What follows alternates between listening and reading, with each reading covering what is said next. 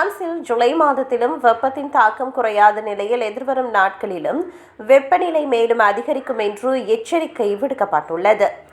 நேற்று முதல் இல்து பிரான்ஸ் பிராந்தியம் உட்பட பல பகுதிகளில் செம்மஞ்சள் எச்சரிக்கை விடுக்கப்பட்டுள்ளது. இந்த வெப்ப அலை எவ்வளவு காலம் நீடிக்கும் என்பது குறித்த தெளிவான கணிப்புகள் இன்னும் வெளியாகவில்லை. பொதுமக்கள் தொடர்ந்து வானிலை முன்னறிவிப்புகளை கவனிப்பது மிகவும் அவசியம். வானிலை மாற்றங்களை உடனுக்குடன் தெரிந்து கொள்ள பல்வேறு செயலிகளை பயன்படுத்தலாம் என நிபுணர்கள் பரிந்துரைத்துள்ளனர்.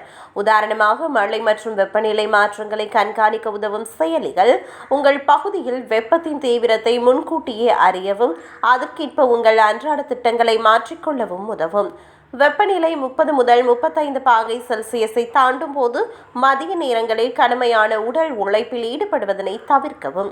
முடிந்தவரை நிழலான இடங்களில் இருக்கவும். நீங்கள் வெளியில் செல்லும் போதும் வீட்டில் எப்போதும் ஒரு குடிநீர் போத்தலை அருகில் வைத்துக்கொண்டு போதிய அளவு நீர் அருந்துவதை உறுதி செய்து கொள்ளுங்கள்.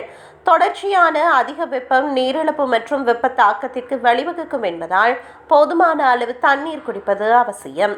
தினமும் குறைந்தது 1.5 லிட்டர் தண்ணீர் அருந்துவது உங்கள் உடல் நலத்தை பாதுகாக்கவும் வெப்பத்தின் தாக்கத்திலிருந்து தப்பிக்கவும் உதவும். வயோதிபர்கள் மற்றும் குழந்தைகள் மீது கூடுதல் கவனம் செலுத்துவது அவசியம். தங்களுக்கு அருகில் இருப்பவர்களின் உடல் நிலையில் மாற்றம் தென்பட்டால் உடனடியாக தகுந்த முதலுதவி செய்து மருத்துவ ஆலோசனைகளை பெற தயங்காதீர்கள். எச்சரிக்கையுடன் இருந்து பாதுகாப்பாக இருப்பது இந்த வெப்ப அலை எதிர்கொள்ள ஒரே வழி என நிபுணர்கள் கூறுகின்றனர்.